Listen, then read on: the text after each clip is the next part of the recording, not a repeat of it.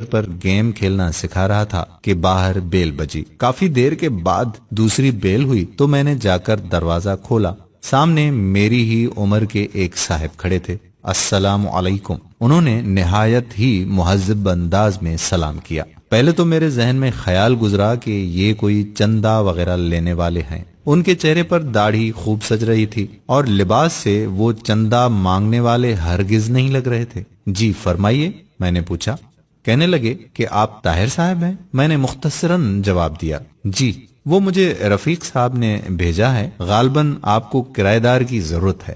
ہاں، مجھے اچانک یاد آیا کہ میں نے دفتر کے ایک ساتھی کو بتایا تھا کہ میں نے اپنے گھر کا اوپر والا پورشن کرائے پر دینا ہے۔ اگر کوئی نیک اور چھوٹی سی فیملی اس کی نظر میں ہو تو بتائیں، کیونکہ دفتر کی تنخواہ سے خرچے پورے نہیں ہوتے۔ مجھے افسوس ہوا کہ میں نے اتنی دھوپ میں کافی دیر اسے باہر کھڑا رکھا۔ اسے 6 ماہ کے لیے مکان کرائے پر چاہیے تھا، کیونکہ اپنا مکان وہ گرا کر دوبارہ تعمیر کروا رہے تھے۔ میں نے 3000 کرایہ بتایا، لیکن بات 2000 پر پکی ہو گئی۔ وہ چلا گیا تو مجھے افسوس ہونے لگا کہ کرایہ کچھ کم ہے، گو کہ اوپر صرف ایک چھوٹا سا کمرہ، کچن اور باتھ روم تھا۔ مجھے اپنی بیوی کا دھڑکا لگا ہوا تھا کہ اسے معلوم ہوگا تو کتنا جھگڑا ہوگا، اور وہی ہوا۔ بقول اس کے کہ 2000 تو صرف بچوں کی فیس ہے۔ مجھے اس نے کافی برا بھلا کہا اور میں چپ چاپ سنتا رہا اور اپنی قسمت کو کوستا رہا۔ میں نے ایم ایس سی بہت اچھے نمبروں سے کیا تھا، اس لیے فوراً نوکری مل گئی۔ نوکری ملی تو شادی بھی فوراً ہی ہو گئی۔ میری بیوی بھی بہت پڑھی لکھی تھی، وہ بھی ایک انگریزی اسکول میں پڑھاتی تھی۔ ہمارے 3 بچے تھے، مگر گزارا مشکل سے ہوتا تھا۔ اگلے ہی دن وہ صاحب اور ان کی بیوی بچے ہمارے گھر شفٹ ہو گئے۔ ان کی بیوی نے مکمل شرعی پردہ کیا ہوا تھا۔ دونوں بڑے بچے بہت ہی مہذب اور خوبصورت تھے، چھوٹا گود میں تھا۔ کچھ دنوں بعد ایک دن میں دفتر سے آیا تو میری بیوی نے بتایا کہ میں نے بچوں کو کرایہ دار خاتون سے قرآن مجید پڑھنے کے لیے بھیج دیا ہے۔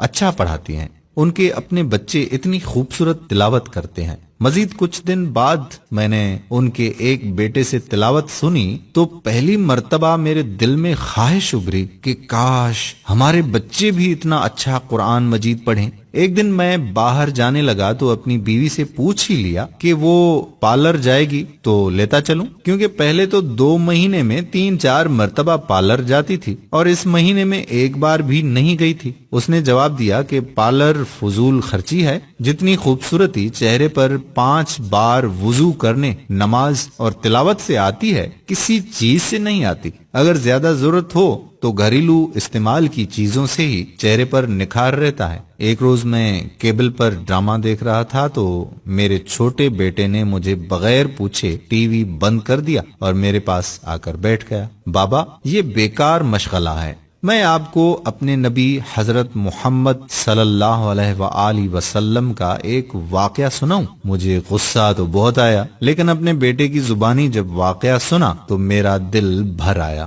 میں نے اپنے بیٹے سے پوچھا کہ یہ تمہیں کس نے بتایا بیٹا؟ کہنے لگا کہ ہماری استانی محترمہ نے۔ وہ قرآن مجید پڑھانے کے بعد آپ صلی اللہ علیہ وآلہ وسلم اور صحابہ کرام کے متعلق بتاتی ہیں۔ اپنے گھر کی اور بیوی بچوں کی تیزی سے بدلتی حالت دیکھ کر میں حیران ہو رہا تھا کہ ایک روز بیوی نے کہا کہ کیبل کٹوا دیں، کوئی نہیں دیکھتا اور ویسے بھی فضول خرچی اور اوپر سے گناہ ہے۔ چند روز بعد بیوی نے شاپنگ پر جانے کو کہا تو میں بخوشی تیار ہو گیا۔ اس نے کافی دنوں بعد شاپنگ کا کہا تھا، ورنہ پہلے تو آئے دن بازار جانا رہتا تھا۔ کیا خریدنا ہے؟ میں نے پوچھا۔ کہنے لگی برقع۔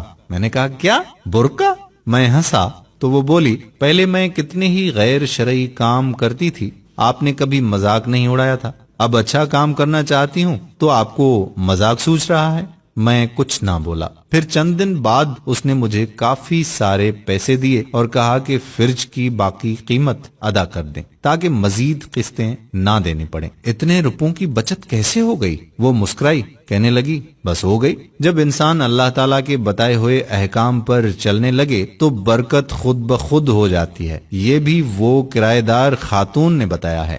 سکون میرے اندر تک پھیل گیا۔ میری بیوی اب نہ مجھ سے کبھی لڑی نہ شکایت کی، بچوں کو وہ گھر میں پڑھا دیتی ہے، خود بچوں کے ساتھ قرآن مجید تجوید سے پڑھنا سیکھ رہی تھی، وہ خود نماز پڑھنے لگی اور بچوں کو سختی سے نماز پڑھنے بھیجتی۔ مجھے احساس ہونے لگا کہ نجات کا راستہ یہی تو ہے۔ پیسہ اور آرائش سکون نہیں دیتا، اطمینان تو بس اللہ کی یاد میں ہے۔